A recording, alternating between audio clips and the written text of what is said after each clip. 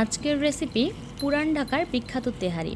তেহারি রান্না করার সকল উপাদান চলে এসেছে আমার এই ছোট্ট ভ্যানে। দেখতেই পারছো, সরিষার তেল, পোলাও চাল, একদম ফ্রেশ খাসির মাংস এবং আরও এসেছে টক দই, লিকুইড মিল্ক, তেহারির মশলাসহ যাবতীয় সকল প্রকার মশলা। চলো আমরা রান্না শুরু করে দিই। প্রথমেই পোলাও চালটা আমি ধুয়ে রাখবো।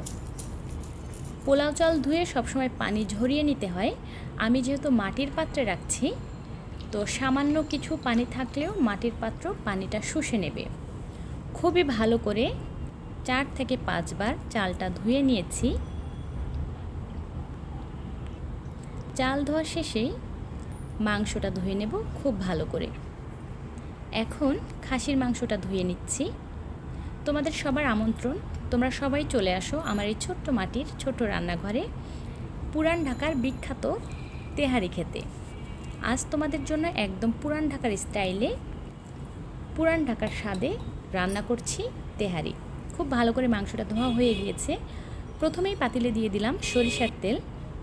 এখানে আছে পেঁয়াজ কুচি, সাথে আছে পরিমাণ মতো আদা বাটা, রসুন বাটা, এলাচ, লবঙ্গ, দারুচিনি, গোলমরিচ, তেজপাতা সব কিছু অল্প পরিমাণে আছে।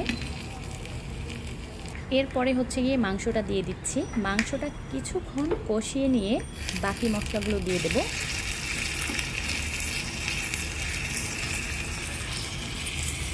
দারুণ মজাদার একটি রেসিপি। এখন দিয়ে দিচ্ছি তেহারির মশলা, কাঁচামরিচ এবং পরিমাণ মতো লবণ। আমি লবণটা একেবারেই দিয়ে দিয়েছি। যখন পোলাও চাল অ্যাড করব তখন কিন্তু আলাদা করে আর লবণ দেব না। এখন দিয়ে দিলাম টক দই। এবার খুব ভালো করে মাংসটা কষিয়ে নেব।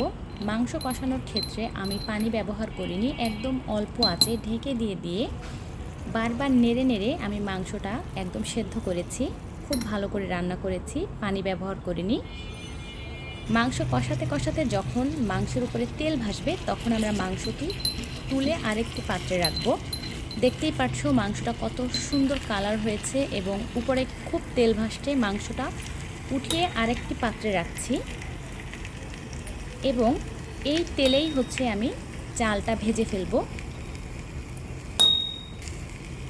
সম্পূর্ণ মাংসটাই আমি আরেকটি পাত্রে তুলে ফেললাম। পাতিলে এখন তেল এবং মশলা আছে।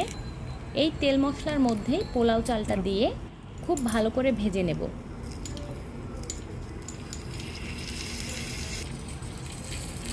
দেখতেই পাচ্ছ অসাধারণ রান্না করছি তোমাদের জন্য।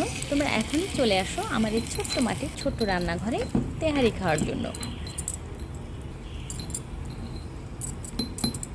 10 থেকে 12 মিনিট খুব ভালো করে চাল কিন্তু ভেজে নিতে হবে। এবার পানি দিয়ে দিলাম, ফুটন্ত গরম পানি। যতটুকু পরিমাণের চাল দিয়েছিলাম তার ডবল পানি দিয়ে দিলাম। এবার দিয়ে দিচ্ছি পরিমাণ মতো লিকুইড মিল্ক। এখন ঢেকে দেব। ঢেকে দিয়ে চালটা খুব ভালো করে ফুটিয়ে নেব। চাল যখন একদম ফুটে যাবে শেষের দিকে আমরা হচ্ছে গিয়ে এই উঠিয়ে রাখা মাংসটা চালের সাথে মিশিয়ে দেব। চাল ফুটে গিয়েছে, এবার মাংসটা দিয়ে দিলাম। খুব ভালো করে নেড়ে সম্পূর্ণ মাংসটা চালের সাথে খুব ভালো করে মিশিয়ে দেব। এরপরে ঢেকে রাখবো আরও কিছুক্ষণ।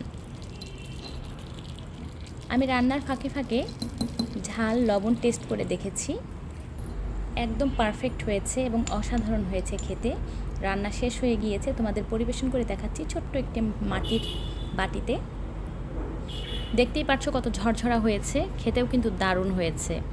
আমার ভিডিও যদি তোমাদের ভালো লাগে অবশ্যই তোমরা আমার ভিডিও কন্টিনিউ দেখবে, সুন্দর সুন্দর কমেন্ট করবে এবং আমার YouTube channel Tasnur kitchen channel থেকে ঘুরে আসবে। ধন্যবাদ তোমাদের সবাইকে।